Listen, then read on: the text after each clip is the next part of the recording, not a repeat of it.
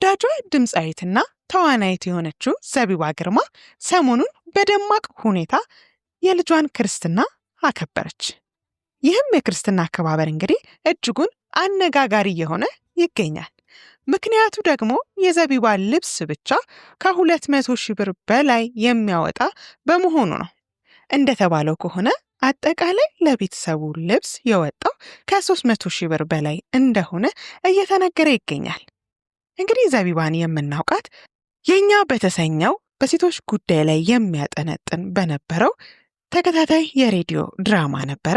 ከዛም በኋላ እንግዲህ በሲትኮም ድራማዎች ላይ ተሳትፋ የትወና ብቃቷን አሳይታለች። አሁን ደግሞ በቅርቡ አልበሟን ማውጣት ትችላለች። ዘቢባ እጅግ ታታሪ ከሚባሉ አርቲስቶች መካከል አንዷ ናት። ዛሬ ላለችበት ህይወት ለመድረስ ብዙ ፈተናዎችን ያለፈች ለግላጋ ወጣት ናት። የህይወት ፈተናዋ የጀመረው ገና በለጋነት እድሜዋ ነበር። ወላጅ እናቷ ለጎረቤት መጣሁኝ ያዙልኝ ብላ ከወጣች በኋላ በዚያው ሳትመለስ ትቀራለች። ከዛ በኋላ እንግዲህ የዘቢባ እናት ሆና ያሳደገቻት የእናቷ ጓደኛ የሆነችው ጎረቤቷና ልጄን ያዥልኝ የተባለችዋ ሴት ናት። በልጅነት ጊዜዋ የተለያዩ ስራዎችን በመስራት ያሳለፈችው ዘቢባ እናቷን ለመፈለግ በወጣችበት ጊዜ እንግዲህ እናቷ በህይወት አለመኖሯን ታረጋግጣለች። ከዛም በኋላ እንግዲህ ገና በለጋነት እድሜዋ በጀመረችው የፍቅር ግንኙነት መሃል ታረግዛለች። ከዛም ቆንጅዬ ሴት ልጅ ትወልዳለች። ከልጇ አባት ጋር በነበራት ሰላማዊ ያልሆነ ግንኙነት ምክንያት ልጇን ብቻዋን ለማሳደግ የተገደደችው ዘቢባ ልጄን ያሳደግኩት ጥርሴን ነክሼ ነው ትለናለች። ዘቢባ ልጇን ለማሳደግ እጅግ ብዙ ፈተናዎችን አይታለች። በተለይ ደግሞ ጀምራው የነበረው የኛ የተሰኘው ፕሮጀክት በመቋረጡ ምክንያት ስራ አታ ብዙ ተንገላታለች። በጊዜው የልጇ አባትም ለልጇ ድጋፍ ባለማድረጉ ምክንያት እጅግ ተሰቃይታ ነው ልጇን ለማሳደግ የበቃችው።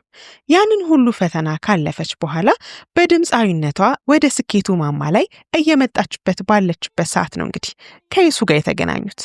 ከይሱ ጋር የተዋወቁት በማህበራዊ ሚዲያ በቲክቶክ ሲሆን ቲክቶክ ላይ በሚያደርጉት ንግግር እንግዲህ ብዙ ሰው አይ ይሄ ፍቅር የተሳካ አይደለም፣ የሚሳካም አይመስለንም፣ ይሄ እንዲሁ ዝም ብሎ እዩኝ የማለት ነው እንጂ ወደፊት ትልቅ ደረጃ የሚደርስ ግንኙነት አይደለም ብሎ ብዙ ሰዎች አስተያየት ሲሰጧቸው የነበረ ቢሆንም ይሱ ግን የማገባት ሴት እቺ ናት ብሎ እንግዲህ ኢትዮጵያ ድረስ ሽማግሌ ልኮ ለትዳር ጥያቄውን አቅርቦም ነበር።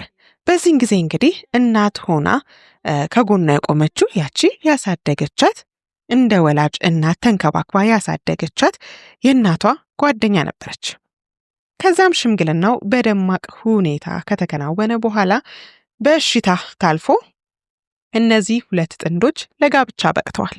እናም ከአንድም 2 ልጅ ለማፍራት በቅተዋል። እንግዲህ ከይሱ 2 ልጅ አፍርታለች።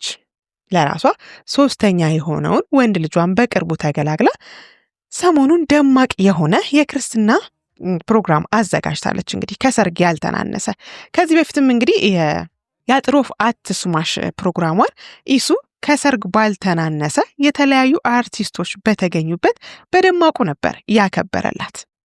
እዛ ፕሮግራም ላይ የቀሩ አርቲስቶች የሉም እስከሚባል ድረስ በሚገርም ሁኔታ በደመቀ መልኩ አክብሮላት ነበር ያለፈው። ያኔም አነጋጋሪ ሆኖ ነበር። በነገራችን ላይ እርጉዝ በነበረችበት ሰዓት እንግዲህ ዘቢባ ከህዝቡ ዘንድ ትንሽ ተቃውሞ ደርሶባት ነበር። ምክንያቱ ደግሞ እሷና ባለቤቷ ከአዳነች አቤቤ በተቀበሉት መሬት ምክንያት ነበረ። ፖለቲከኛ ናት። በዚህ ሰዓት እንዴት ህዝብ እያለቀ ህዝብ እየተጨፈጨፈ ባለበት ሰዓት እሷ እንዴት የፖለቲካ ጉዳይ ውስጥ ትገባለች በማለት እንግዲህ ልጇ ላይ ራሱ የእርግማን ናዳ እስከ ማውረድ ደርሶ ነበረ። እንግዲህ አንዳንድ ግለሰቦች ያው እንደሚታወቀው የኛ ሰው በጭፍን መፍረድ ይወዳል። ምክንያቱንም ጉዳዩንም ሳያጣሩ ብዙ ሰው እንግዲህ እጅግ ተቃውሞ አድርሶባት ነበር። እሷም በቲክቶክ ላይ መታ እንግዲህ ትልቅ ይቅርታን ጠይቃለች። ጉዳዩ ፖለቲካዊ እንዳልሆነ ከባለቤቷ ጋር በተያያዘ ጉዳይ ለስፖርት አካዳሚ ነገር የተሰጠው መሆኑን ሁላ አስረድታም ነበር። ከዛ በኋላ እንግዲህ ተቃውሟ ትንሽ ረገብ ብሎ ነበር። የትም አይደርስም ተብሎ ሲገመት የነበረው ብዙ ትችቶች፣ ብዙ ተቃውሞዎች ሲደርሱበት የነበረው ትዳር እንግዲህ በፍሬ ተባርኮ እንዲህ ላለ የተረጋጋ ሕይወት እግዚአብሔር አብቅቷቸዋል። እንዳልኳችሁ ብዙ ሰዎች ይሄ ከማህበራዊ ሚዲያ የዘለለ ግንኙነት አይደለም፣ የትም አይደርሱም ተብሎ ነበረ። ከዛ ባሻገር እንግዲህ ይህንን ግንኙነቷን ይህንን ሰላማዊ ሕይወት መመስረቷን ያየው የቀድሞ የልጇ አባትም ቢሆን ይህንን ግንኙነት ለማፍረስ ብዙ ጥረቶችን አድርጎ ነበር። ነገር ግን ሳይሳካለት ቀርቷል። ይሱም እንግዲህ መረዳት የሚችል ሰው በመሆኑ ይህንን ጉዳይ በሰላማዊ መንገድ ፈተውት በሰላም መኖር ችለዋል። እግዚአብሔር ይክሳል የሚለውን አባባል እንግዲህ በተለያዩ ሰዎች አይተነዋል። አንዱ ማሳያ ደግሞ እንግዲህ የዘቢባ ሕይወት ነው።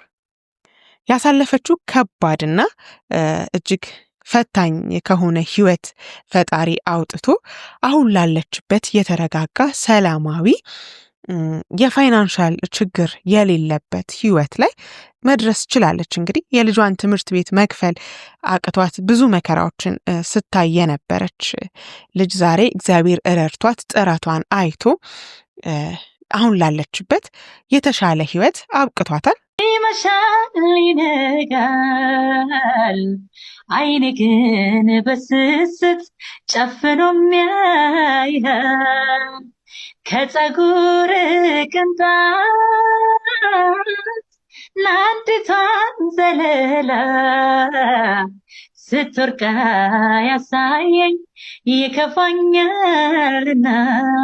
ብዙ ሰው እንግዲህ ሰሞኑን በሚካሄዱት የእሷ ሴሬሞኒዎች እነዚህ ሰዎች ከየት አምጥተው ነው፣ ምን የተለየ ነገር ኖሯቸው ነው የሚሉ ሰዎች አሉ። እንደዛውም ደግሞ እሷ እኮ በጣም ትሰራለች ማለት ለሙዚቃ ስራ በምትጠራበት ሰዓት እጅግ ውድ ክፍያን ከሚጠይቁ ድምፃውያን መካከል አንዷ ናት። ከዛም ባሻገር በቅርቡ አልበሟን በጣም ጥሩ እይታ አግኝቶላታል። እናም የተሻለ ገቢ አግኝታለች። ከዛም ባሻገር ደግሞ ይሱም ቢሆን የተሻለ ገቢ ያለው ሰው ነው፣ የተለያዩ ስራዎችን የሚሰራ ታታሪ ሰው ነው የሚሉም አሉ። በዚህም አለ በዛ እንግዲህ ዘቢባ ከዛ ሁሉ መከራ ከዛ ሁሉ የችግር ጊዜ አልፋ እግዚአብሔር ክሷት አሁን ላለችበት የተሳካ ትዳር የተሻለ የህይወት ደረጃ ለመድረስ በቅታለች። ስለ ሁሉም ነገር እግዚአብሔር የተመሰገነ ይሁን። ወደፊት ደግሞ በተለያዩ ስራዎች እንደምንጠብቃት እናምናለን። ዘቢባዬ እንኳን ደስ አለሽ፣ ትዳርሽ የተባረከ በልጆች የተቀደሰ ይሁንልሽ ለማለት እንወዳለን። እንግዲህ ለዛሬ ይዘንላችሁ የመጣነው መረጃ ይህንን ይመስል ነበር። አብራችሁን ስለቆያችሁ እያመሰገንን እኛ ከወዲሁ ተሰናበትን። መልካም ጊዜ፣ ቸር ያሰማን።